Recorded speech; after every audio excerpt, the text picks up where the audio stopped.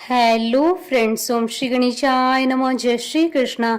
आप सभी का स्वागत है आपके अपने यूट्यूब चैनल पर। फ्रेंड्स, आज हम आपको इस वीडियो में बताने जा रहे हैं वैशाख मास में सुनी जाने वाली कहानी के बारे में, जिसको सुनने मात्र से भरेंगे आपके धन धान्य के भंडार और पूरी होंगी सभी मनोकामनाएं। फ्रेंड्स, वीडियो शुरू करने से पहले आपसे रिक्वेस्ट है, अगर आप हमारे चैनल पर नए हैं और आपने अभी तक चैनल को सब्सक्राइब नहीं किया है तो प्लीज सब्सक्राइब कीजिएगा चैनल को, साथ ही प्रेस कीजिएगा बेल आइकन को, जिससे नए वीडियो से रिलेटेड नोटिफिकेशन आपको तुरंत प्राप्त हो सके। और वीडियो पसंद आने पर वीडियो को लाइक और शेयर जरूर कीजिएगा, ताकि सभी भक्तों को इस वीडियो का लाभ प्राप्त हो सके।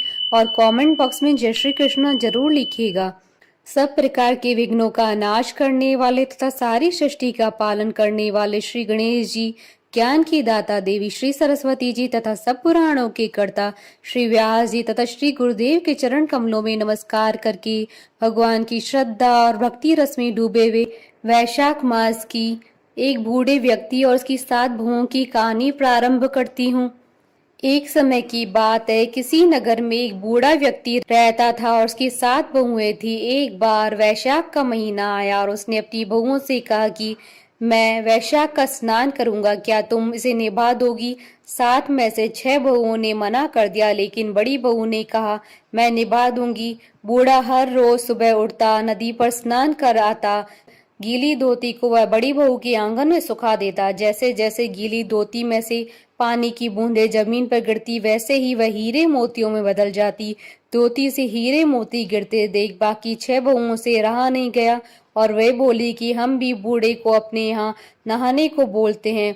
उन्होंने कहा पिताजी, आप कल से हमारे यहाँ वैशाख नहा लेना। बूढ़े ने कहा कि ठीक है, मुझे तो नहाना ही है, मैं तुम्हारे यहाँ नहा लूंगा। बूढ़ा सुबह सवेरे स्नान करके आया और धोती उसने दूसरी बहू के आंगन में सुखाने के लिए डाल दी, लेकिन यहाँ हीरे मोती की बजाय कीचड़ टपकने लगा। बहू ने यह देखा तो कहा कि आप हमारे यहाँ पाप का स्नान कर रहे हो, इसलिए यहाँ से जाओ और बड़ी बहू के यहाँ ही स्नान करो। बूढ़ा वापस बड़ी बहू के यहाँ आया और वैशाख का स्नान करने लगा। स्नान करके उसने फिर धोती सुखाई तो फिर से हीरे मोती गिरने लगे। अब वैशाख का महीना समाप्त होने को था। बूढ़ा चिंता में पड़ गया तो बड़ी बहू ने इसका कारण पूछा। उसने कहा कि वैशाख स्नान समाप्त होने को है और मेरा मन है कि मैं सारे परिवार को एक साथ खाने का न्योता दूं।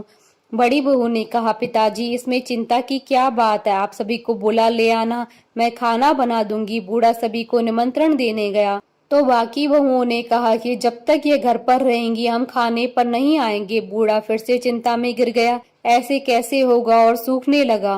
बूढ़े को सूखते देख बड़ी बहू ने कहा कि पिताजी, अब आपको क्या चिंता है? बूढ़े ने बाकी 6 बहुओं वाली बात बड़ी बहू को बता दी, जिसे सुन वह बोली कि पिताजी ठीक है, मैं खाना बनाकर रख जाऊंगी। और उसने वैसा ही किया, खाना बनाकर रख दिया और अपने लिए 4 रोटी लेकर खेत पर चली गई।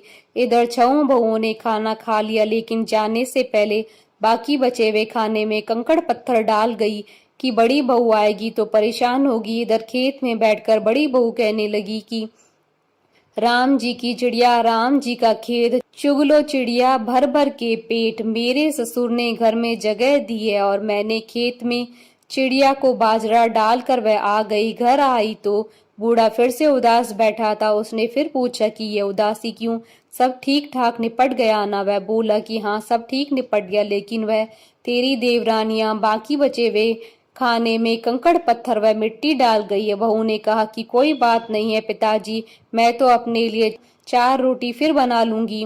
बहू बूढ़े से बात करके भीतर जाकर खाने को देखती है, लेकिन वह देखती है कि जिस खाने में वह सब कंकड़ पत्थर डालती है वह हीरे मोती में बदल गए। घर की जगह महल खड़ा हो गया और धन दौलत से भर गया। अन्न के भंडार घर में भरे पड़े हैं। वह बूढ़े को बुलाकर कहती है कि पिताजी, आपने तो कहा था कि मेरे लिए कुछ नहीं बचा है, लेकिन यहाँ तो हीरे मोतियों के भंडार हो गए। पूरे घर में धन की वर्षा हो रही है। साधारण सा घर महल में बदल गया है। बूढ़ा सब चीजें देखकर बोला कि बेटी, तुमने सच्चे मन से वैशाख स्नान को निभाया था, लेकिन बाकी बहुओं ने पापी मन से इसे निभाया, इसलिए वैशाख देवता तुमसे प्रसन्न हुए हैं और यह फल दिया है। हे वैशाख देवता, जैसे आपने बड़ी बहू की सुनी वैसी ही आप सभी की सुनना। कथा अधूरी हो तो पूरी करना और पूरी हो तो मान रखना। बोलिए भगवान विष्णु की जय, सनातन धर्म की जय। हमारे साथ इस वीडियो में अंत तक बने रहने के लिए आपका धन्यवाद। ओम श्री गणेशाय नमः। जय श्री कृष्ण।